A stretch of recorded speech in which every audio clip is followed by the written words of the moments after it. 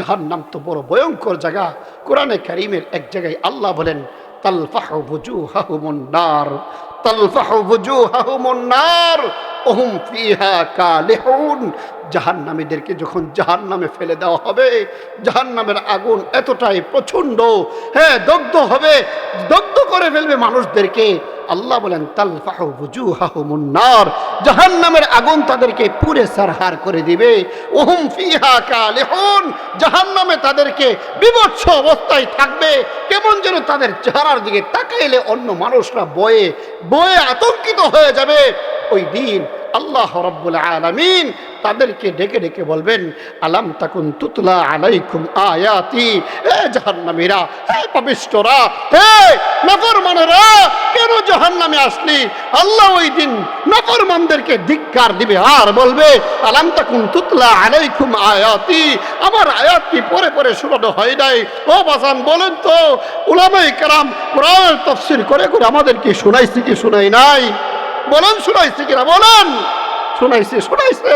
আল্লাহ ওই দিন ধিক্কার দিবে আর বলবে, আলাম তাকুন তুতলা আলাইকুম আয়াতি, আমার কোরআনের আয়াতগুলা কি তোমাদেরকে তেলাওয়াত করে করে শোনানো হয় নাই? কেন জাহান্নামে আসলা? ফাকুনতুম বিহা তুকাদ্দিবুন, দুনিয়াতে ওই কথাগুলো বিশ্বাস করো নাই, মিথ্যা আরোপ করেছো। অনেক নাফরমান তো এমনও আছে, এই বিদ্রুপ করতে থাকে, ঠাট্টা করতে থাকে।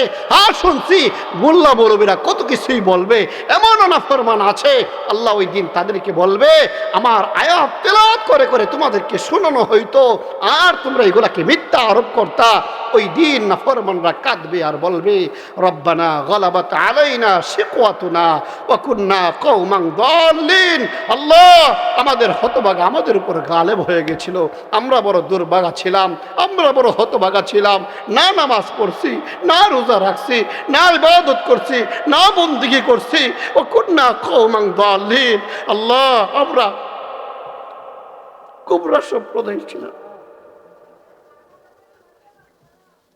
ওই দিন বান্দাগুলো এই কথাগুলো স্বীকার করবে। বাজার হাসরের দিনে স্বীকার করলেই বা আর কি লাভ হবে বলেন? হাসরের দিনে ওই দিন আর স্বীকার করলেই বা কি লাভ হবে? ও মুরব্বী বাবা, আর কখন বুঝবে? ও যুবক ভাই, আর কখন বুঝবা? আর কখন আল্লাহর গোলামিতে লিপ্ত হইবা? কখন গুনাহ ছাড়বা? দুনিয়ার মজা পাইছো, নারীর মজা পাইছো, প্রেম প্রেমিকার মজা পাইয়া আল্লাহরে বইলা গেছো। আই কেমন আল্লাহরে বললা? একটু চিন্তা করলা না যে আল্লাহ আমার জন্য, আমার জন্মের আগে রিজিকের ব্যবস্থা করেছিল, যে আল্লাহ আমার জন্য আমার জন্মের আগেই আমার যাবতীয় যা কিছু রাখবে সব ব্যবস্থাপনা করে রেখেছে। সেই আল্লাহর নাফরমানি করি। আরে আমাদের তো একটু আত্মমর্যাদা বোধ থাকা দরকার ছিল। আমি কি করে আল্লাহর নাফরমানি করি? বলো, কি করে আল্লাহর নাফরমানি করি?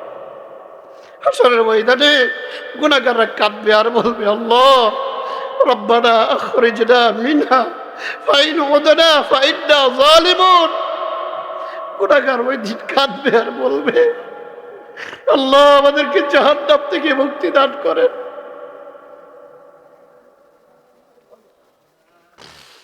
জাহান্নামীরা কাঁদবে আর বলবে, আল্লাহ আমাদেরকে জাহান্নাম থেকে মুক্তি দান করেন। রব্বানা আখরিজনা মিনহা ফাইন উদনা ফাইন্না যালিমুন। আল্লাহ, জাহান্নামের আগুন তো সহ্য করতে পারি না, আমাদেরকে জাহান্নাম থেকে মুক্তি দান করেন। ওয়াদা দিলাম আর গুনাহ করব না, আর নাফরমানি করব না, আর জুলুম করব না, আর অন্যায় করব না, আর আপনার হুকুম ছাড়ব না।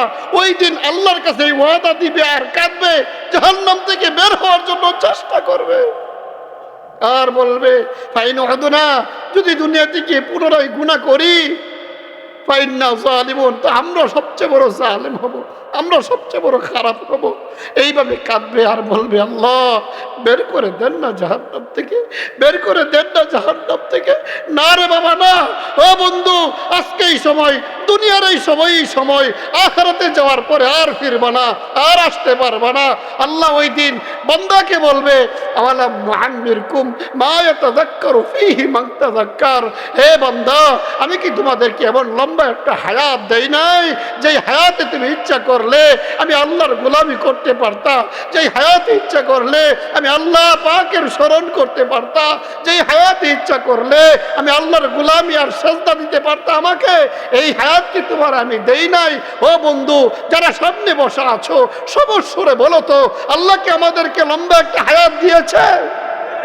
আহা, দেওয়ার পরেও যে নাফরমানি করি, দেওয়ার পরেও যে গুনাহ করি, দেওয়ার পরেও যে আল্লাহর কদমে সেজদা দেই না, এই অকৃতকর্ম যারা, অকৃতজ্ঞ আমরা যারা আছি, কি করে আবার চাবো দুনিয়াতে আসতে?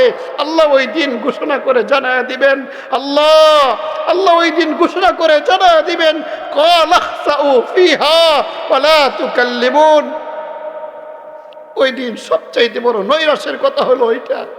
আল্লাহ ওই দিন বলে দিবে, ক্বাল আখসাউ ফিহা ওয়ালা তুকাল্লিমুন, হে নাফরমানের দল, লাঞ্ছিত অবস্থায় পড়ে থাক, আমি আল্লাহকে আর কখনো ডাকবি না, আমার সঙ্গে আর কথা বলা যাবে না। মুহতারাম, আল্লাহ যদি ওই চূড়ান্ত ফয়সালা শোনায় দে, বলেন তো আর দুনিয়াতে আসা যাবে? এই জন্য যুবক ভাই, এখনই সময়, তোমাদের হাতে ধরে বলি, পায়ে ধরে বলে যাই, তোমরা আমার কলিজার টুকরা যুবক, তোমাদের সঙ্গে আমার রক্তের সম্পর্ক নাও থাকতে পারে, কিন্তু দ্বীনের সম্পর্ক আছে ভাই। তোমরা যদি গুনাহ করো, আমাদের চোখে যখন যুবকদের গুনাহ পড়ে দিলে বড় আঘাত লাগে। জানেন না, মায়ার নবী সরকার দু আলম উম্মতের জন্য কতটাই নেই কেঁদেছে। মায়ার নবী সরকার দু আলম উম্মত জাহান্নামে যাবে কত যে ব্যতীত হইতেন। একদিন আল্লাহর নবী সরকার দু আলমের চোখের সামনে দিয়া এক ইহুদির লাশ চলে যাইতেছে। আল্লাহর নবী সাল্লাল্লাহু আলাইহি ওয়াসাল্লাম চোখের পানি ছেড়ে দিয়ে কাঁদতে লাগলেন। সাহাবায়ে কেরাম বলেন, ইয়া রাসূলুল্লাহ, আপনি কাঁদেন কেন? এটা তো মুসলমানের লাশ নয়, এটা তো ইহুদির লাশ। আল্লাহর নবী ইহুদিদের প্রতি কতটা দরদী ছিলেন। আল্লাহর নবী বললেন, সাহাবীরা তোমরা জানো না, আরে ইহুদি হোক না, সেও তো আমার একটা উম্মত, আমার একজন উম্মত। আমার চোখের সামনে জাহান্নামে চলে যাবে, আমার ব্যথা লাগবে না তো কার ব্যথা লাগবে বলেন? তো যুবক ভাই, তুমি যে গুনাহ করো, মসজিদের ইমাম বড় কষ্ট পায়। তুমি যে গুনাহ করো, সমাজের আলেম যিনি তাকে অনেক কষ্ট পায়। সমাজের আলেম, মসজিদের ইমাম তোমার ফিকিরে তাকে কি করে তোমাকে নামাজি বানানো যায়, কি করে তোমাকে আল্লাহওয়ালা বানানো যায়, আর তুমি শুধু গুনার দিকে তাকাও, গুনার দিকে ছুটো। আরে গুনাহ করার সময় তো আল্লাহ ডাইকা ডাইকা বলে, ইয়া আইয়ুহাল ইনসান মা গাররাকা বিরাব্বিকাল কারীম। হে দুনিয়ার মানুষ, কি করে রব্বে কারিমকে বইলা গেলা? কোন জিনিস তোমাকে রব্বে কারিমের ব্যাপারে ধোঁকায় ফেলে দিল? ও যুবক ভাই, এখনো কি সময় হয় নাই আল্লাহ ওয়ালা হওয়ার? ও মুরব্বী বাবা, এখনো কি সময় হয় নাই নিয়মিত নামাজি হওয়ার? আরে নামাজ তো এমন এক ইবাদত, যেই ইবাদত না করলে পরে জাহান্নামে যাওয়া লাগবে। জান্নাতীরা যখন জান্নাতে যাবে, জাহান্নামীরা যখন জাহান্নামে চলে যাবে, ওই দিন জান্নাতি কিছু মানুষ আশপুরুষী যারা ছিল, তাদেরকে যখন জান্নাতে দেখবে না, তারা বলবে, উমুক কোথায়, তুমুক কোথায়? বলা হবে যে তারা জাহান্নামে চলে গেছে। জাহান্নামের পারে গিয়ে তাদেরকে জিজ্ঞাসা করবে, মা সালাকাকুম ফি সাকার, হে দুনিয়াতে তো আমরা একসাথেই চলাফেরা করতাম, কোন জিনিস তোমাদেরকে জাহান্নামে ফেলে দিয়েছে? জাহান্নামীরা ওই দিন জবাবে বলবে, ক্বালু লাম নাকু মিনাল মুসাল্লিন, এই দুনিয়াতে তোমরা নামাজ পড়ছিলা, মসজিদে আযান দিলে মসজিদে তোমরা যাইতা, আমরা যারা নামাজে যাই নাই, আমরা যারা নামাজ পড়ি নাই, আমরা যারা মুসল্লি ছিলাম না, নামাজ না পড়ার কারণে আজকে জাহান্নামে আসতে হয়েছে। মুহতারাম হাজরিন, এই কথাগুলো শোনার পরেও কি আমি নামাজ ছেড়ে দিয়ে বসে থাকতে পারি? তাহলে নামাজ পড়বো তো ইনশাআল্লাহ, নামাজ পড়বো তো ইনশাআল্লাহ। আল্লাহ আপনি আমাদের এই এলাকার যুবক ভাইদেরকে হিদায়াত দান করেন, মুরব্বী বাবাদেরকে হিদায়াত দান করেন, মা বোনদেরকে পর্দানিশীন বানা দেন, মা বোনদেরকে আল্লাহ কোরআন তেলাওয়াত করার তৌফিক দান করেন, যুবক ভাইদেরকে আল্লাহ উমরে ফারুকের মতো বানায় দেন, হাসান হুসাইনের মতো বানায় দেন।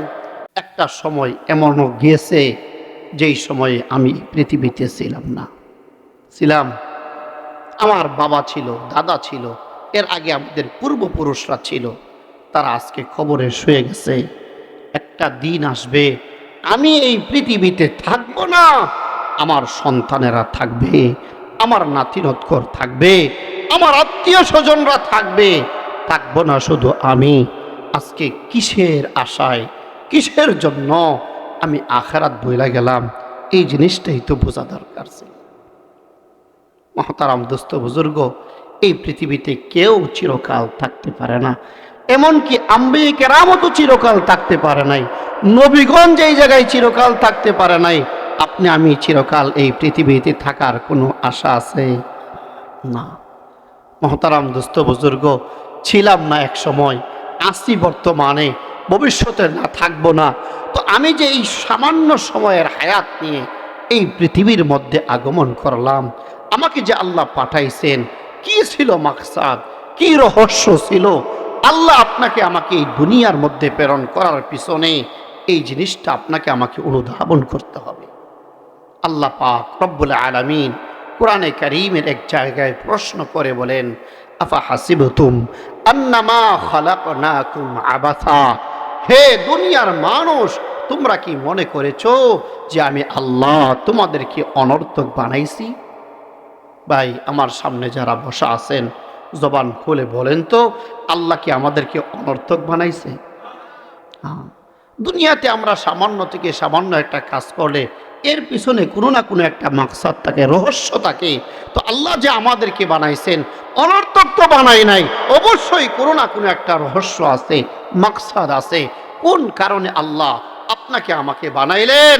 আল্লাহ রাব্বুল আলামিন কোরআনে কারীমের অপর এক আয়াতের মধ্যে বলেন, ওমা খালাকতুল জিন্না ওয়াল ইনসা ইল্লা লিয়াবুদুন, আমি মানুষ জাতিকে, জিন জাতিকে বানাইছি কেবলমাত্র আমি আল্লাহর ইবাদত করার জন্য।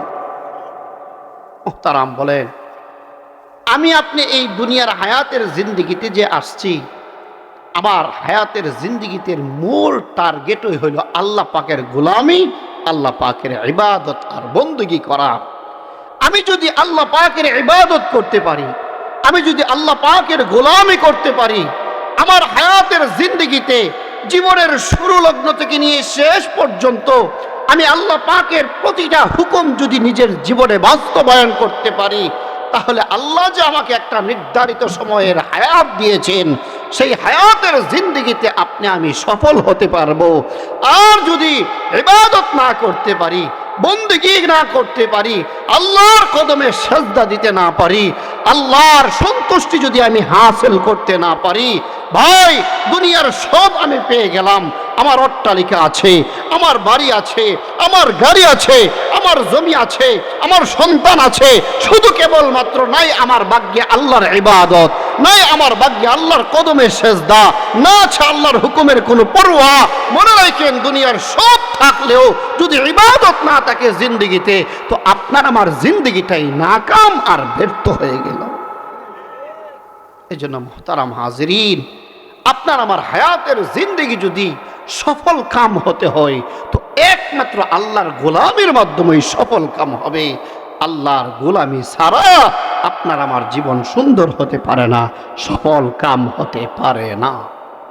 যদিও আমি দেখতেছি আমার সফলতার অভাব নাই, 2 থেকে 3টা ছেলে আমার বিদেশের জমিনে থাকে, বাজারে, কান্দুগর বাজারে, হ্যাঁ ব্রাহ্মণপাড়া বাজারে, কুমিল্লা শহরে আমার অনেকগুলা দোকানপাট আছে, অনেক সম্পত্তি আমার আছে। কিন্তু আপনার কপালে আল্লাহকে সেজদা করার নসিব হয় নাই, আপনার ভাগ্যে রোজা নাই, নামাজ নাই, ইবাদত নাই, কোরআন তেলাওয়াত নাই, জিকির নাই। দুনিয়ার এই সব কিছু থাকতে পারে, আপনি মনে করতে পারেন এগুলা সফলতা। না রে বাবা, না, এইগুলা সফলতা নয়, এইগুলা হলো ধোঁকা, এইগুলা হলো ধোঁকা।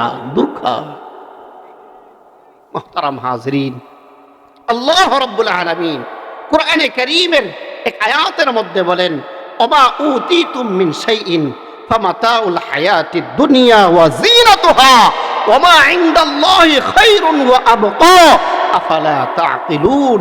হে দুনিয়াবাসী, আমি আল্লাহ যে তোমাদেরকে দুনিয়ার মধ্যে কিছু জিনিস দিয়েছি না, ধন সম্পদ, অট্টালিকা, বাড়ি গাড়ি, তোমাদের এই যে জিনিসগুলো তোমাদেরকে দেওয়া হয়েছে, এইগুলো হইল ফামাতাউল হায়াতিদ দুনিয়া ওয়া যিনাতুহা, আরে দুনিয়ার পার্থিব জীবনের কিছু ভোগ বিলাস এবং সৌন্দর্যতা এগুলো দেওয়া হয়েছে।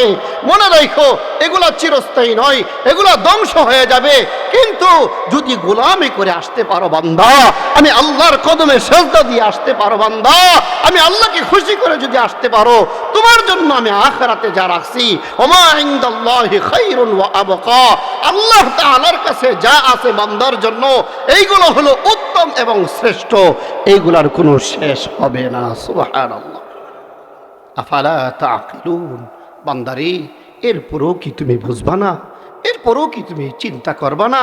আরে আল্লাহ পাকের কাছে যা আছে এইগুলার কোনো ধ্বংস হওয়ার নয়, সবগুলা চিরস্থায়ী জিনিস। আল্লাহ তাআলা আখিরাতে যার সুখ শান্তির ব্যবস্থা করবে তার সুখ শান্তি হইল আসল সুখ শান্তি। আল্লাহ আখিরাতে যাকে ধন সম্পদের মালিক বানাবে এইগুলো হলো আসল ধন সম্পদ। মুহতারাম, দুনিয়াতে আমরা যা কিছু পাইছি এগুলা আসল নয়, এইগুলার মালিক কিছুদিন আগেও তো আমার বাবা ছিল, কিছুদিন আগেও তো আমার দাদা ছিল, আজকে বাবা চলে গেছে, বাবার পরে দাদা চলে গেছে, এইগুলার মালিক আমি হইছি। আমি যে এইগুলা জমাইতেছি বাবা, মনে রাখো কিছুদিন অপেক্ষা করো, এইগুলোও আমার থাকবে না। আমি যখন কবরে শুয়ে যাব আমার মাল সব কিছু অন্যরাই দখল করে ফেলবে, অন্যরা দখল করে ফেলবে বাবা, অন্যরা দখল করে ফেলবে, থাকবে না, আমার কিছুই থাকবে না। হাদিস শরীফে আসছে আল্লাহ রাসূল সাল্লাল্লাহু আলাইহি ওয়াসাল্লাম বলেন, ইয়াকুলু ইবনু আদম মালি মালি, আল্লাহ রাসূল বলেন ইবনে আদম, বনি আদম শুধু এই কথা বলে আমার মাল, আমার ধন সম্পদ, আমার সব কিছু। আল্লাহ রাসূল সাল্লাল্লাহু আলাইহি ওয়াসাল্লাম বলেন, আল্লাকা মিন মালিকা ইল্লা মা আকালতা ফাআবলাইতা। হ্যাঁ, আল্লাহ রসুল সাল্লাল্লাহু আলাইহি ওয়াসাল্লাম বলেন, আরে তোমার কি কোনো মাল আছে নাকি যেগুলো তুমি খাইছো, তুমি শেষ করে দিয়েছো, এগুলোই ছিল তোমার ভাগ্যে। যেগুলো তুমি পরছো, হ্যাঁ, যেগুলো তুমি পরিধান করেছো, এইগুলা জীর্ণ শীর্ণ করে দিয়েছো, এইগুলোই ছিল তোমার ভাগ্যে, এটাই ছিল তোমার মাল। অথবা তুমি যেই সদকা করেছিলা, আখিরাতের ব্যাংকে যেইগুলো জমা করেছিলা, এইগুলোই ছিল তোমার প্রকৃত মাল। বাকি এগুলা ছাড়া, এই তিনটা জিনিস ছাড়া দুনিয়াতে তুমি যা কিছু রাইখা যাচ্ছ, মনে রাখো বান্দা এইগুলা তোমার নয়। তুমি চোখ বুঝতে দেরি হবে, এইগুলা অন্যরা দখল করতে দেরি করবে। তারাম, আমি যা খাইলাম, আমি যা পড়লাম, আমি যা দান খয়রাত করলাম, এগুলো আমার। আমি খায়া শেষ করে ফেলছি, বলতে পারি যে আমারটা আলহামদুলিল্লাহ আমি খাইছি। আমি কাপড় পরতে পরতে জীর্ণ শীর্ণ করে দিয়েছি, বলতে পারি যে আমারটা আমি পড়ছি। বাকি দান সৎকা করছি, আখিরাতের ব্যাংকে জমা হয়েছে, এটারে বলতে পারি যে এটা আমার, এটারে বলতে পারি এটা আমার। বাকি যা কিছু দুনিয়াতে জমায়া যাচ্ছি না, যা কিছু দুনিয়াতে রাইখা যাইতেছি, মনে রাখেন যতই আমার আমার বলি না কেন, একটাও আমার থাকবে না। এমনকি আমার গায়ের কাপড়টাও তো খুলে রেখে দিবি, কিচ্ছু থাকবে না আমার। আখিরাতে যা কিছু পাঠাইছেন এটাই হইল আমার। দুনিয়াতে যা কিছু রাইখা গেলেন এটাই অন্য মানুষের, আমার নয়। এই জন্য মুহতারাম হাজিরিন, আল্লাহ পাকের মূল রহস্য ছিল আমি আল্লাহর গোলামি করি। আল্লাহ পাকের মূল উদ্দেশ্য ছিল আমি আল্লাহ পাকের কদমে সেজদা দেই। এজন্যই আল্লাহ তাআলা কালামে পাকের মধ্যে ঘোষণা করেছেন, ইয়া আইয়ুহাল্লাযীনা আমানুত্তাকুল্লাহ ওয়াল তানজুর নাফসুম মা কদ্দামাত লিগাদিন ওয়াত্তাকুল্লাহ। হে মুসলমান, খুব খেয়াল করে শোনো রে বাবা, দিলের কান চাই। নসিহত শোনা মানে দিলের কান দিয়ে যদি নসিহত শুনতে পারি, হতে পারে এই নসিহত আমার জীবনের জন্য কল্যাণ বয়ে আনবে। বাবা, দিলের কান দিয়ে শুনেন। আল্লাহ রাব্বুল আলামিন বান্দাকে ডেকে ডেকে বলেন, ইয়া আইয়ুহাল্লাযীনা আমানুত্তাকুল্লাহ, হে বান্দা, হে ঈমানদারগণ, আল্লাহকে ভয় করো, আল্লাহকে ভয় করো। ওয়াল তানজুর নাফসুম মা কদ্দামাত লিগাদিন ওয়াত্তাকুল্লাহ। প্রতিটা মানুষকে আল্লাহ আলাদা আলাদা করে বলছে, ওয়াল তানজুর নাফসুন, প্রতিটা মানুষ তোমরা খেয়াল করো, লক্ষ্য করো, তুমি আগামীকাল আখিরাতের জন্য কি প্রেরণ করতেছ। আল্লাহ বলছেন এই কথা বন্ধু, আল্লাহ বলছেন এই কথা, তুমি আমি চিরকাল এই পৃথিবীতে থাকবো না। যেহেতু আজকে ইন্তেকাল করলে আগামীকাল আমার আখিরাত জিন্দেগি শুরু হয়ে যাবে। আল্লাহ বলেন, বান্দারে, আখিরাতে যে আসতে হবে এর মধ্যে কোনো সন্দেহ নাই। আপনারা কি বলেন, আমরা যে মৃত্যুবরণ করব, আখিরাতের যাত্রী আমি আপনি যে যাত্রা করব, এর মধ্যে কোনো সন্দেহ আছে?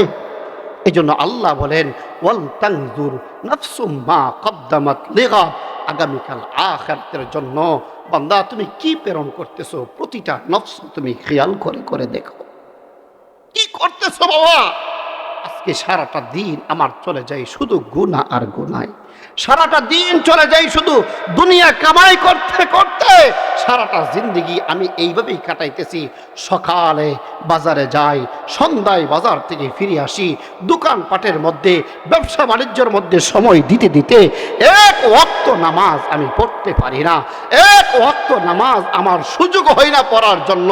একটু তিলাওয়াতে কোরআন করতে পারি না, একটু জিকির করতে পারি না। ও মুসলমান, অথচ আল্লাহ বলছেন প্রত্যেকটা মানুষ তুমি খেয়াল করে করে দেখো, প্রতিটা নফস তুমি খেয়াল করে করে দেখো আগামীকাল আখিরাতের জন্য কি করছো। বাবারে, দুনিয়াতে এত সুন্দর করে বুঝতে পারলেন, দুনিয়া এত সুন্দর করে সাজাইতে জানলেন, আখিরাত বুঝলেন না, আখিরাত সাজাইতে পারলেন না। অথচ আল্লাহ রাব্বুল আলামিন কালামে পাকের মধ্যে বলেন বাল তুসিরুনাল হায়াতাদ দুনিয়া ওয়াল আখিরাতু খায়রু ওয়া আবকা।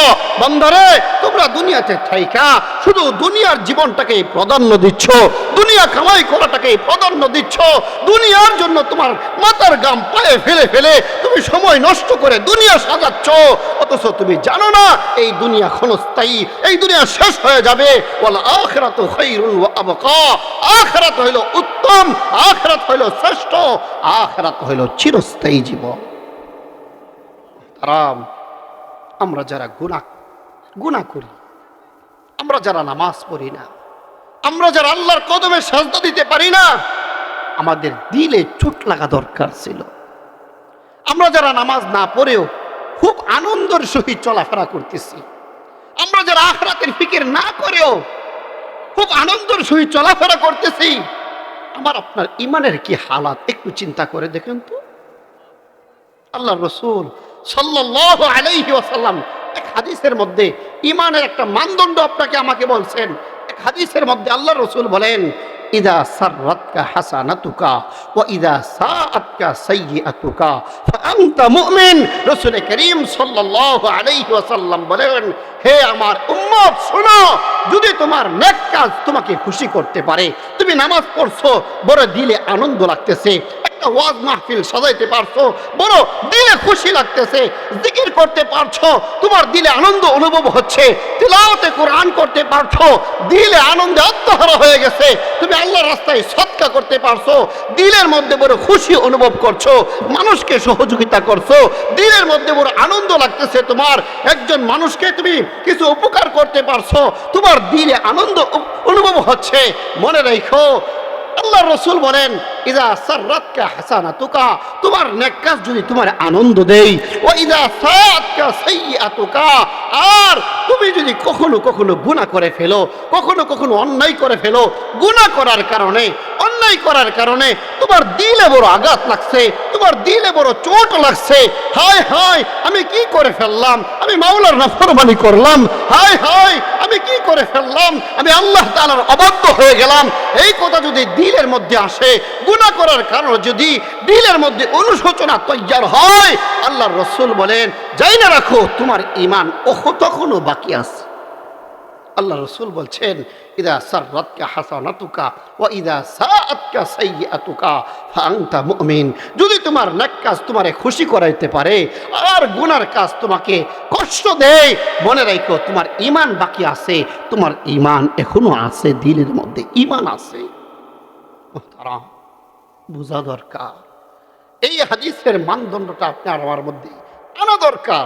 এখন আমি আসেন আপনি আমার হালাতের জিন্দগির মধ্যে একটু ফিকির করি, আমরা যারা নামাজ পড়ি না আমার দিলে আঘাত লাগতেছে কিনা। এই যুবক যারা সারা দিন মোবাইলে গুনাহ করি, বেগানা নারীর ছবি দেখতে থাকি, অশ্লীল বেহায়াপনা কাজে আমি জড়িত হইতে থাকি, টিভি মদ সিনেমা কোনো গুনাহ আমি যারা বাদ দেই নাই, বলো না আমার দিলে কোনো আঘাত লাগেনি, বলো না দিলে আঘাত লাগেনি। এই নামাজ না পড়ে কি করে ভাত খাই আমরা, নামাজ না পড়ে কি করে আনন্দে থাকি আমরা, নামাজ না পড়ে কি করে আরামে ঘুমাই আমরা। আরে ওই বাপ কতই না বদনসিব বাপ, যেই বাবার সন্তান নামাজ পড়ে না, বাবার কষ্ট লাগে না।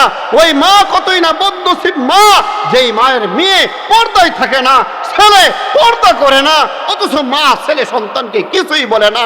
এই মা বড় হতবাগা আমরা ঘুমাই, কি করে আমরা আরামে খাই, অথচ আমি নামাজ পড়ি না, অথচ আমি জিকির করি না, আমি গুনাহ থেকে বাঁচি না। মুহতারাম হাজিরিন, আল্লাহ কি আমাদেরকে গুনাহ করার জন্য বানাইছিলেন? বলে গুনাহ করার জন্য বানাইছিলেন?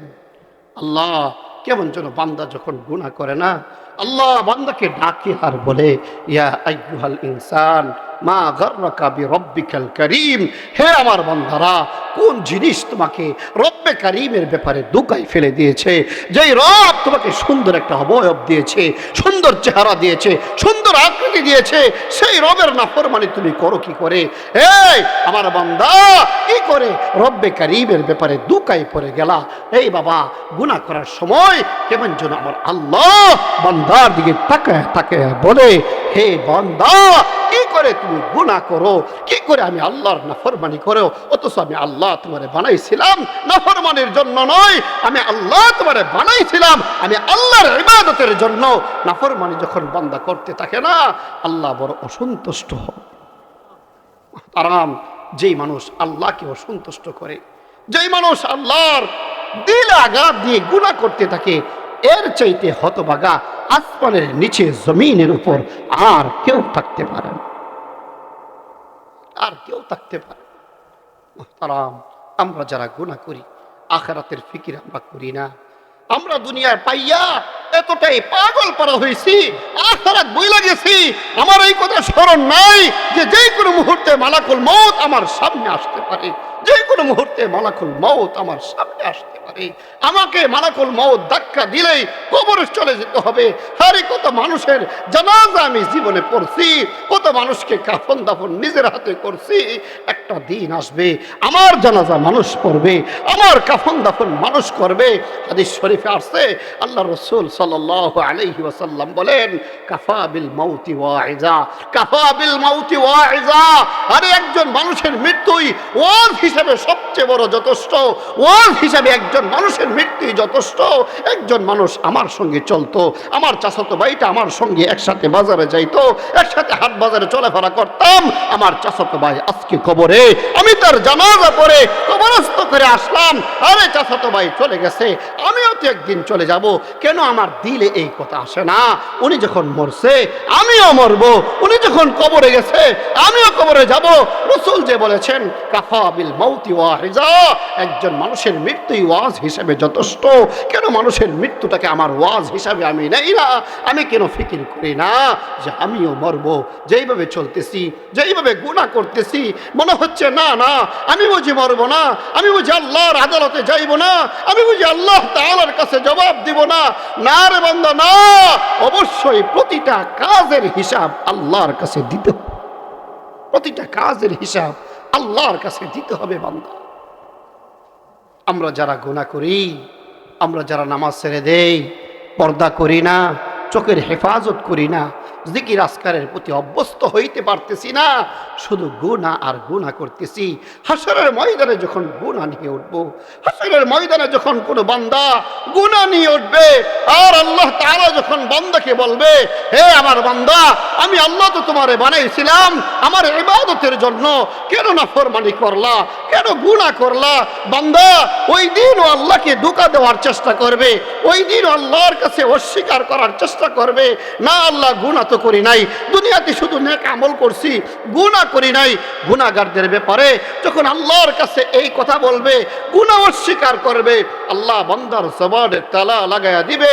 আল্লাহ তাআলা কালামে হাকিমের মধ্যে ওই হাসরের কঠিন ময়দানের অবস্থাটা, গুনাহগারের অবস্থা কি হবে আল্লাহ বলেন, আল ইয়াউমা নাখতিমু আলা আফওয়াহিহিম ওয়া তুকাল্লিমুনা আইদিহিম ওয়া তাশহাদু আরজুলুহুম বিমা কানু ইয়াকসিবুন।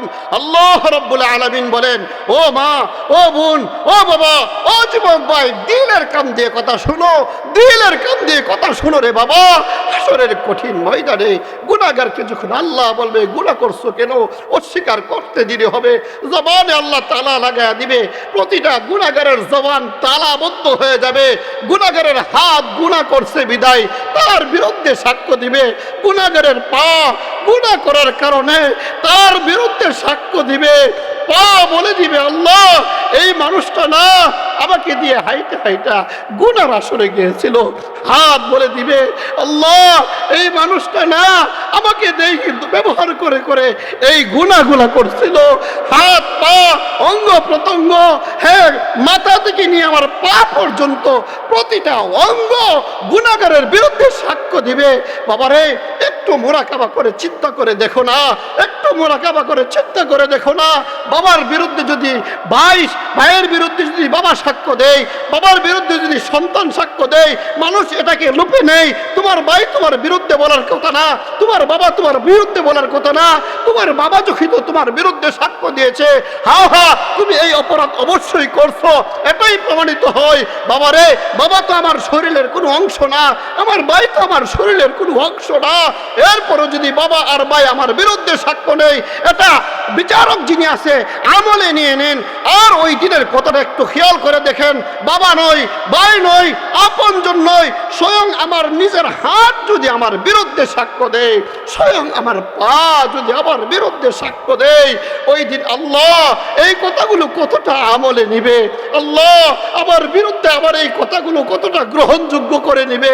আমি কি একটু চিন্তা করে দেখছি বাবা, আমি যে পা দিয়ে হাইটা গুনাহ করতেছি, এই পা যেদিন আমার বিরুদ্ধে সাক্ষ্য দেবে হাসরের ময়দানে, বলেন বাবা ওই দিন নাজাতের কোনো ব্যবস্থা থাকবে? বলেন বাবা থাকবে কোনো নাজাতের ব্যবস্থা? কিসের জন্য গুনাহ করেন? বুঝেন না কেন? কেন বুঝেন না? কোন সময় গুনাহ থেকে ফিরবেন, কোন সময় গুনাহ থেকে ফিরবেন? আমার পা যদি আমার বিরুদ্ধে সাক্ষ্য দেয়, আমার হাত যদি আমার বিরুদ্ধে সাক্ষ্য দেয়, আমার অবস্থা হাসরের কঠিন ময়দানে কি হবে? কে থাকবে আমার? কে থাকবে ওই দিন আমার আপন বলতে? অথচ হাসরের ময়দানের অবস্থা হইল, আল্লাহ বলছেন ইয়াউমা ইয়াফিরুল মারউ মিন আখি, আপনজন বাপ মা ভাই আত্মীয় স্বজন একে অপরের কাছ থেকে আলাদা হয়ে যাবে। থাকবে না কোনো আত্মীয়তার সম্পর্ক, থাকবে না কোনো পরিচয়। প্রতিটা মানুষ যদি নফসি নফসি বলে কাঁদবে, প্রতিটা মানুষ যদি নিজেকে নিজে নিয়ে ব্যস্ত থাকবে, ওই দিন হাসরের কঠিন ময়দানে কে আসবে আপনার পক্ষ একটা সাক্ষ্য দেওয়ার জন্য, আপনার পক্ষপাতিত্ব করার জন্য কে আসবে? আরে যেদিন নিজের হাত পা নিজের বিরুদ্ধে চলে যাবে, ওই দিনের অবস্থা কি একটু ফিকির হয় না? জীবনে কত ওয়াজ দেখি শুনলাম, জীবনে কত নসিহত দেখি শুনলাম, আরে কত মানুষের জীবন একটা আয়াতের মাধ্যমে জীবন পরিবর্তন হয়ে গেছে। আমি দেখি প্রতি মাসেই আমি ওয়াজ শুনি, নসিহত শুনি, কোরআন তেলাওয়াতের তাফসীর শুনি, তো আমার জীবন পরিবর্তন হয় না কেন? এই ফিকির কি আমার করার সময় এখনো আসে নাই? বলেন আসে নাই? মৃত্যুর পরে কি আমি এই ফিকির করতে পারবো? মৃত্যুর পরে কি আমার এই চিন্তা টেনশন করলে কোনো কাজ হবে? বলে কত মানুষ, কত যুবক, কত ডাকাত, কত পথভ্রষ্ট, কত কাফের একটা আয়াতের মাধ্যমে হেদায়েত প্রাপ্ত হয়েছে। আমি যে আমার জীবনে কত আয়াত শুনলাম, কত তাফসীর শুনলাম, কত ওয়াজ আর নসিহত শুনলাম, আমার জীবনে কেন হেদায়েত আসে না? আরে ওয়াজ শোনার আগেও আমি নামাজ পড়তাম না, এখনো নামাজ পড়ি না। ওয়াজ শোনার আগেও আমি সুন্নত তরিকায় চলতাম না, এখনো চলি না। তো আমার ওয়াজ গেল কোথায়? এই ওয়াজ আমার জন্য কি ফায়দা বয়ে আনছে? বলে খোরাসানের এক ডাকাত ছিল,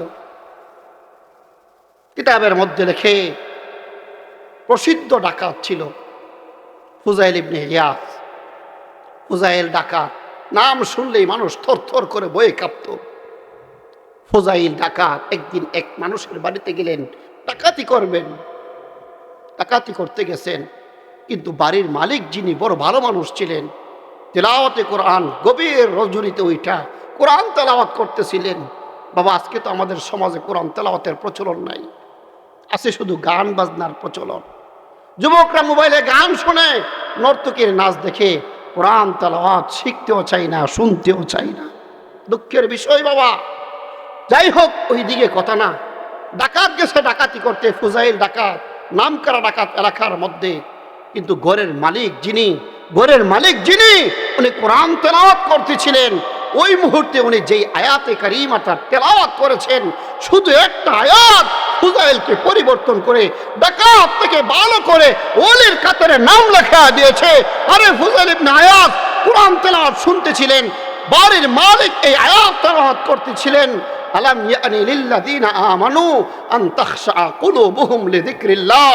এই ঈমানদারদের কি এখনো সময় আসে নাই যে আল্লাহর জন্য, আল্লাহর স্মরণে তাদের দিলটা, তাদের কলবটা নম্র হবে, তাদের কলবটার মধ্যে আল্লাহ তাআলার স্মরণ আসবে? এখনো কি সেই সময় আসে নাই? ফুযাইল ইবনে আয়াজ এই আয়াত শুনতে দেরি হয়েছে, কাঁদতে কাঁদতে আল্লাহকে বলে, হা হা আল্লাহ সময় হয়েছে। ফুযাইল ওই সময় তওবা করেছে, এমন তওবা আল্লাহ তাআলা তার তওবা কবুল করেছে। এই ফুযাইল ডাকাতকে আল্লাহ ওলি বানায় দিয়েছেন। সুবহানাল্লাহ।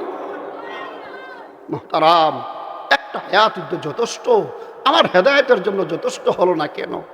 একটা ওয়াজই তো যথেষ্ট ছিল মানুষের জীবন পরিবর্তনের জন্য, আমার জীবন পরিবর্তন হইল না কেন?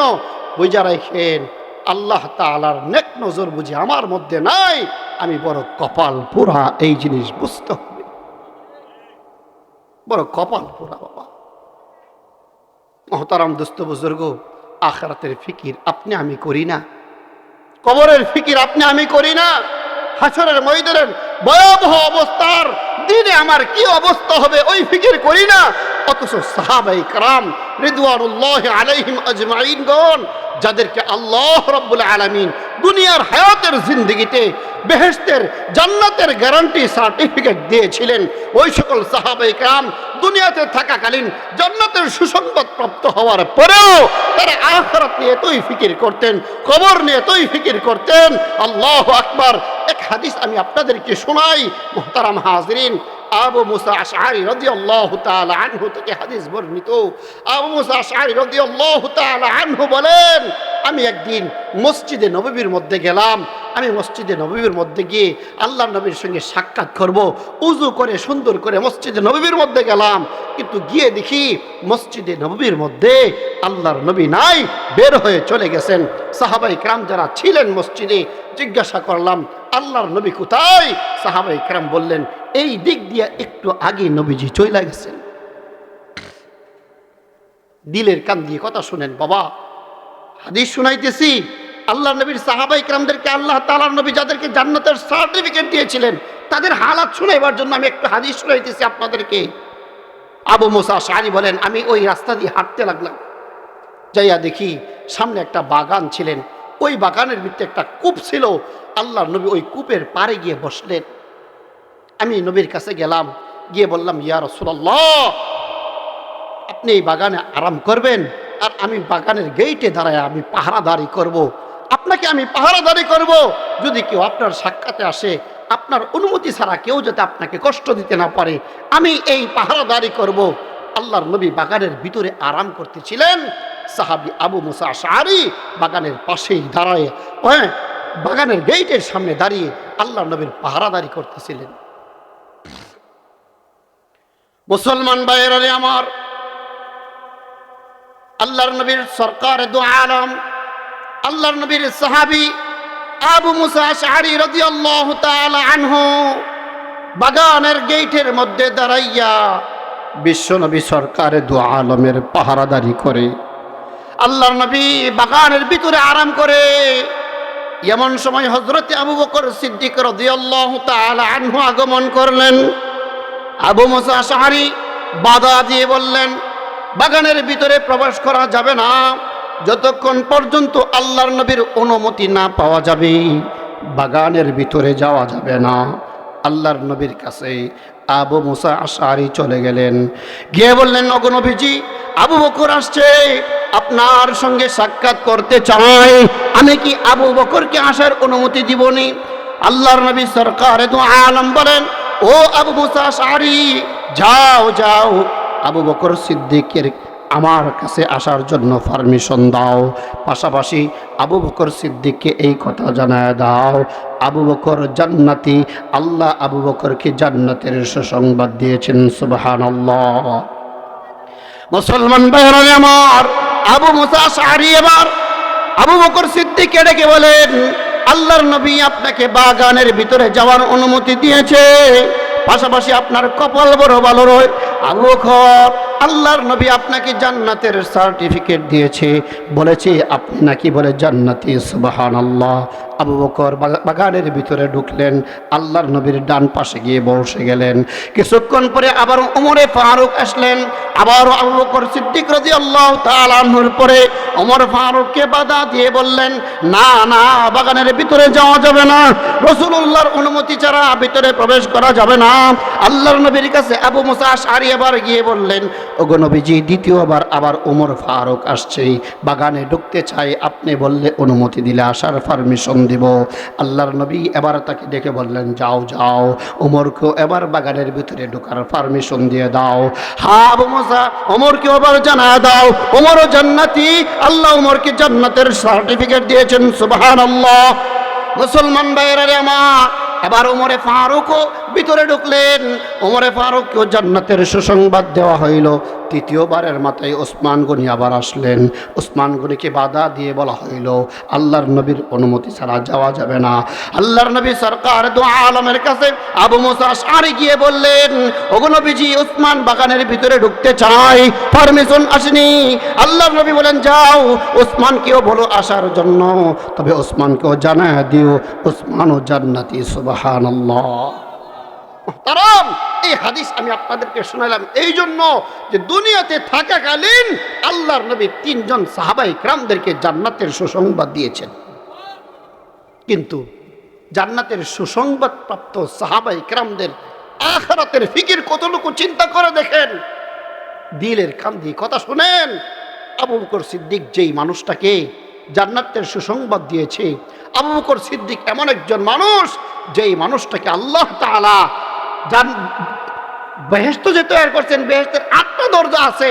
রাসূলুল্লাহ সাল্লাল্লাহু আলাইহি সাল্লাম যার ব্যাপারে বলছেন, জান্নাতের 8টা দরজা থেকে যার জন্য আহ্বান আসবে ওই লোকটা হলো আবু বকর। আবু বকর সিদ্দিক জান্নাতে যাওয়ার জন্য প্রতিটা দরজা তাকে ডাকবে, আমাকে দিয়ে আপনি জান্নাতে প্রবেশ করেন।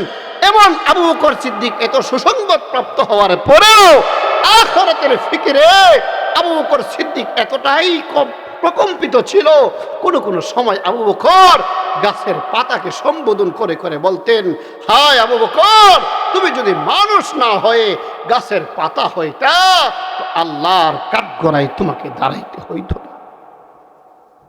চিন্তা করছেন বিষয়? যেই মানুষ দুনিয়াতে জান্নাতের সুসংবাদ পেয়েছেন, এই মানুষ যদি আখিরাতে আল্লাহর কাছে কি জবাব দিবে, কি জবাব দিবে, কিভাবে দাঁড়াবে, এই ভয়ে যদি সে নিজেকে সম্বোধন করে বলতে পারে, আবু বকর, তুমি মানুষ না হয়ে যদি গাছের পাতা হইতা তো আল্লাহর আদালতে তোমাকে দাঁড়াইতে হইতো না। আবু বকর যদি আখিরাতের এই ফিকির থাকে, বলেন বাবা, বলেন, আমরা যারা নামাজ পড়ি না, রোজা রাখি না, সুন্নতের উপর চলতে পারি না, এখনো নবীর হুকুম নিজের জীবনে বাস্তবায়ন করতে পারি না, আপনার আমার কি পরিমাণে আখিরাতের ফিকির করার দরকার ছিল? বল, কি পরিমাণে দরকার ছিল? আল্লাহর নবীর একজন সাহাবী ছিলেন হযরত হুযায়ফা রাদিয়াল্লাহু তাআলা আনহু, যাকে আল্লাহর নবীর সাহিবুস সিররি বলা হয়। গোপন বেদ আল্লাহর নবীর যত কিছু আছে উনি জানতেন। তো মুনাফিকদের তালিকা আল্লাহর নবী সাল্লাল্লাহু আলাইহি ওয়াসাল্লাম তার কাছে বলছিলেন। আবু বকর, উমর রাদিয়াল্লাহু তাআলা আনহু যখন জানতে পারছেন মুনাফিক কে কে মদিনার মধ্যে এই হুযায়ফা জানে, একদিন ওমরে ফারুক রাদিয়াল্লাহু তাআলা আনহু হুযায়ফার কাছে চলে গেছেন, গিয়া বলছেন, হুযায়ফা, বলো না, আল্লাহর নবী তো তোমাকে মুনাফিকদের লিস্টই বলছিলেন, বলো না, এই মুনাফিকদের লিস্টির মধ্যে কি আমি ওমরের নাম আসেনি? চিন্তা করছেন? আরে যে ওমরকে আল্লাহর নবী দুনিয়াতে থাকাকালীন জান্নাতের সুসংবাদ দিয়েছে, সেই ওমর চিন্তিত, না জানি আমি ওমর মুনাফিক হয়েছে কিনা, না জানি মুনাফিকদের তালিকায় আমার নাম আছে কিনা। এই জন্য হুযায়ফার কাছে জানতেন, হ্যাঁ হুযায়ফা, বলো, আল্লাহর নবী যে মুনাফিকদের তালিকা তোমাকে বলছিলেন, আমি ওমরের নাম বলছিনি, আমি ওমর মুনাফিক হয়ে গেছি কিনা? চিন্তা করছেন তাদের দিলে আখিরাতের কত ফিকির ছিল। ওসমান গনি রাদিয়াল্লাহু তাআলা আনহুর ব্যাপারে লেখে, ওসমান যখন কবরের পাশ দিয়ে হাইটা যাইতেন, যার যার করে চোখের পানি ছাড়তেন, দাড়ি ভিজা হইতো। সাহাবায়ে কেরাম বলতো, ওসমান, কবরের পাশ দিয়ে আসলে তুমি এত কান্না করো কেন? জান্নাত জাহান্নামের বয়ান দেখি শুনো, এত তো কান্দো না, তারপর কবরের পাশ দিয়ে আসলে এত কান্না করো কেন? ওসমান বলে, জানো না, কবর হইল আখিরাতের সর্বপ্রথম ঘাঁটি, যে এই কবরে ধরা খাইবে তার আর কোনো নাজাত মিলবে না, ও মুহতারাম, উসমানের দিলে কবরের ভয় আছে, ওমরের দিলে আখিরাতের ভয় আছে, আবু বকরের দিলে আখিরাতের ফিকির আছে, অথচ তারা দুনিয়াতে থাকাকালীন জান্নাতের সুসংবাদ পেয়েছিলেন। ও যুবক, ও মুরব্বী বাবা, আমরা যারা 60 থেকে 70 বছর হয়েছে এখনো যারা নামাজই হইতে পারলাম না, নিয়মিত নামাজ আমরা পড়তে পারি না, আমাদের দিলে কি পরিমাণে বই থাকা দরকার ছিল, কি পরিমাণে ফিকির থাকা দরকার ছিল, আর আমরা এখন করতেছি কি? একটু খেয়াল করে দেখেন, খেয়াল করে দেখেন বাবা। মুহতারাম, মনে করছেন দুনিয়াতে মাল কামাইলে বুঝি আখিরাতে ওই মাল আমার উপকারে আসবে? দুনিয়াতে ক্ষমতাওয়ালা হইলেও বুঝি আখিরাতে বুঝি আমার এগুলা কাজে লাগবে? না রে বাবা, না। দুনিয়াতে শুধু নাফরমানি আর নাফরমানি করতেছেন, দুনিয়ার মধ্যে আল্লাহ তাআলার অবাধ্য হয়ে চলতেছেন, আল্লাহ তাআলার অবাধ্য হয়ে চলতেছেন। একটা দিন আসবে আপনি আমি আর এই দুনিয়াতে থাকতে পারবো না, অবাধ্য করতে পারবো না, নাফরমানিও আর করতে পারবো না। কিন্তু নাফরমান অবাধ্য অবস্থায় যদি কবরে যাই, হাসরে উঠি, মনে রাখেন হাসরের অবস্থা খারাপ হবে, কবরের অবস্থা খারাপ হবে। আল্লাহর নবী সরকারে দু আলম হাদিস শরীফের মধ্যে বলছেন, যেই মানুষটা গুনাহ করতে করতে করতে করতে তার সামনে মালাকুল মউত এসে যায়, নাফরমানি করতে করতে মালাকুল মউত এসে যায়, শুধু আল্লাহ তাআলার অবাধ্য আর নাফরমানিতেই সে সময় কাটাইতে থাকে, এই মানুষটা যখন মালাকুল মউত যখন তার কাছে হাজির হয়ে যাবে, মালাকুল মউতের সঙ্গে অনেক ফেরেশতারা আসবে, এই নাফরমানকে বলবে, ফেরেশতারা, হে নাফরমান, আল্লাহর জমিনে থাকছো, আল্লাহর নিয়ামত ভোগ করছো, আল্লাহর কদমে সেজদা দাও নাই, আল্লাহর হুকুম মানো নাই, নাফরমানি করছো, দেখো এই জান্নাত তোমার জন্য বানাইছিল, এখন তুমি জান্নাত পাইবা না, এখন তোমার ঠিকানা হইল জাহান্নাম। এই জাহান্নামের চিত্র যখন তুলে ধরা হবে, ওই মুনাফিক, ওই নাফরমান, ওই পাপিষ্ঠ দুনিয়া থেকে যাইবার চেষ্টা করবে না, কিন্তু চেষ্টা না করলেও কি থাকতে পারবে বলেন? খুব কষ্ট দিয়ে এই নাফরমানের জানটাকে বের করে দেওয়া হবে, খুব কষ্ট দিয়ে বের করে দেওয়া হবে। হাদিস শরীফ আসছে, নাফরমান পাপিষ্ঠকে যখন কবরের মধ্যে রাখা হয়, আল্লাহ রাসূল বলেন, দুই কবরের পাশের মাটি এমন ভাবে চাপ দেয় হাত্তা তাখতালিফা আদলাহু, আল্লাহ রাসূল বলেন দুই পাজরের হাড্ডি মাটির চাপায় এমন ভাবে একটা আরেকটার ভিতরে ঢুকে, আল্লাহ রাসূল হাতের আঙ্গুল দ্বারা ইশারা করে বলছেন যে এইভাবে একটা আরেকটার ভিতরে ঢুকে যাবে। মুহতারাম, কবরটা তার জাহান্নামের একটা গর্ত হয়ে যাবে নাফরমানের কবর।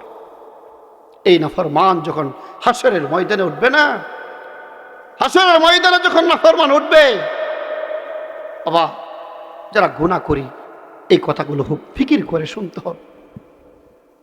আমরা যারা গুনাহ করি বাবার আড়াল হতে পারি, মায়ের আড়াল হতে পারি, বন্ধু বান্ধব সমাজের মানুষদের আড়াল হতে পারি, কিন্তু আল্লাহর চক্ষু ফাঁকি দেওয়া যায় না, ঠিক কিনা বলে? আল্লাহর চক্ষু ফাঁকি দেওয়া যায় না। প্রতিটা কাজ, প্রতিটা আমল, প্রতিটা গুনাহ আমার রেকর্ড হচ্ছে। আল্লাহ বলেন কিরামান কাতিবিন ইয়ালামুনা মা তাফআলুন, কিরামান কাতিবিন, দুই কাঁধে দুই ফেরেশতা আছে, তোমরা যা করো সব কিছু লিপিবদ্ধ করছে। মুহতারাম হাজিরিন, দিলের কান দিয়ে কথা শুনেন বাবা, হাসরের ময়দানে যখন গুনাহগার উঠবে, গুনাহগারকে যখন বাম হাতের মধ্যে আমলনামা দেওয়া হইবে, গুনাহগার আমলনামা দেখে একটা চিৎকার দিবে আর বলবে, মা লিহাদাল কিতাব লা ইউগাদিরু সগীরাতান ওয়ালা কাবীরাতান ইল্লা আহসাহা, হায় হায়, এটা কেমন আমলনামা, ছোট থেকে ছোট, বড় থেকে বড়, কোনো একটা গুনাহ বাদ দেই নাই। দরজা আটকায়া গুনাহ করছি এটাও লেখা আছে, কম্বলের নিচে গিয়ে গুনাহ করছি এটাও লেখা আছে, অন্ধকারে গুনাহ করছি এটাও লেখা আছে, প্রকাশ্যে গুনাহ করছি এটাও লেখা আছে। ওই দিন নাফরমান কাঁদবে আর বলবে, মা লিহাদাল কিতাব, মা লিহাদাল কিতাব লা ইউগাদিরু সগীরাতান ওয়ালা কাবীরাতান ইল্লা আহসাহা। ও যুবক ভাই, গুনাহ করো তো এই কথাগুলো শোনো, এই কথাগুলো দেমাগের মধ্যে রাইখা গুনাহ করো, কেমন লাগে দেখবা। আয় নাফরমান ওই দিন কাঁদবে আর বলবে, এটা কেমন আমলনামা, ছোট থেকে ছোট, বড় থেকে বড়, কোনো একটা গুনাহ বাদ দেই নাই। আল্লাহ বলেন, আম্মা মান উতিয়া কিতাবাহু বিয়ামিনি ফায়াকুলু ইয়া লাইতানি লাম উতা কিতাবিয়া ফায়াফসুস।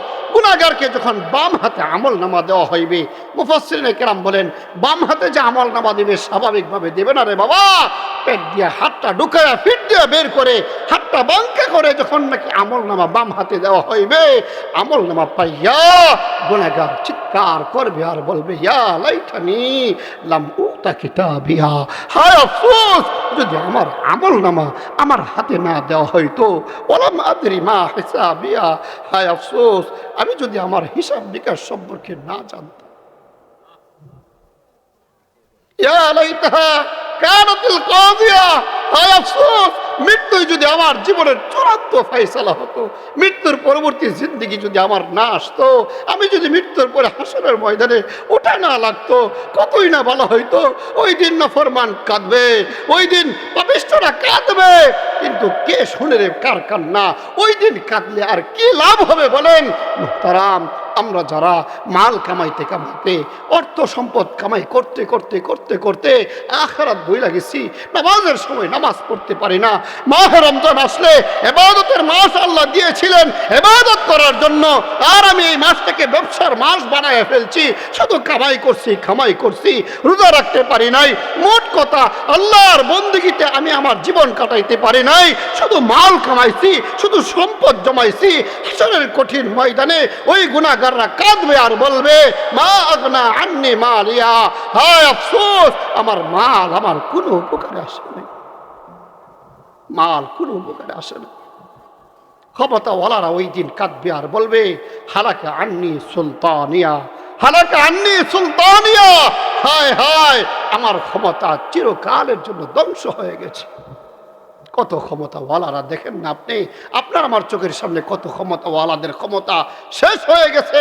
আরে কিসের নেশায়, কিসের বাহাদুরিতে যা ইচ্ছা তাই করি, মানুষের প্রতি জুলুম করি, সমাজে অন্যায় করি, জানেন না হাসরের ময়দানে ক্ষমতাওয়ালারা কাঁদবে আর বলবে হালাকা আন্নি সুলতানিয়া, হায় আফসোস আমার ক্ষমতা চিরকালের জন্য ধ্বংস হয়ে গেছে। মুহতারাম, এখানেই কি শুধু শেষ নাকি? না না, এখানেই শেষ না, আরো গভীর মনোযোগ দিয়ে শুনো। আল্লাহ ওই দিন নাফরমানদের ব্যাপারে হুকুম জারি করবেন, আযাবের ফেরেশতাদেরকে আল্লাহ বলে দেবেন খুযুহু ফাগুল্লু সুম্মাল জাহিমা সাল্লু। আযাবের ফেরেশতাদেরকে আল্লাহ ডেকে ডেকে বলবেন হে আযাবের ফেরেশতারা, আমার এই নাফরমানদেরকে ধরো, টাইনা টাইনা জাহান্নামে নিয়ে যাও। সুম্মা ফি সিলসিলাতিন যারউহা ৭০ যিরাআন ফাসলুকু। আল্লাহ বলবেন ও ফেরেশতারা তোমরা তাদেরকে শিকল দ্বারা পেঁচ দিয়ে দাও। মুহতারাম হাজিরিন, ৭০ গজ লম্বা শিকল দ্বারা, আপনার আমার হাতে নয়, ফেরেশতাদের হাতে ৭০ গজ লম্বা শিকল দ্বারা পেঁচ দিবে। শুধু কি সাধারণভাবে পেঁচাবে নাকি? না না, মুফাসসিরিনে কেরাম বলেন পায়খানার রাস্তা দিয়ে শিকল ঢুকাবে, মুখের ছিদ্র দিয়া শিকল বের করে পায়েস মেরে টান দিয়ে মজবুত করে যখন বেঁধে ফেলবে, না পারবে ওই দিন পাপিষ্ঠ ওই আযাবের ফেরেশতাদের হাত থেকে ছুটতে, না সে রক্ষা পাবে। ওই দিন ফেরেশতারা এইভাবে শিকল দ্বারা পেঁচাইয়া টাইনা খাসরাইয়া মুখটা নিচের দিকে রাইখা পাগুলো উপরের দিকে রাইখা শেষ রাইতে জাহান্নামের গভীরে নিক্ষেপ করে। তারা এই কথা শুনেও যদি দিলে আঘাত না হয়, এই কথা শোনার পরেও যদি নামাজ ছাড়তে মন চায়, এই কথাগুলো কোরআনের এই কথাগুলো শোনার পরেও যদি আমি নিয়মিত মুসল্লি না হতে পারি, মনে রাখেন এই কপাল বড় হতভাগা কপাল। এই কপালে যে কোন সময় হেদায়েত আছে আল্লাহ ছাড়া কেউ জানে না। আল্লাহ আমাদেরকে হেদায়েত দান করেন, আল্লাহ আমাদেরকে হেদায়েত দান করেন, আল্লাহ আপনি আমাদেরকে মাফ করে দেন। শুধু তাই নয়,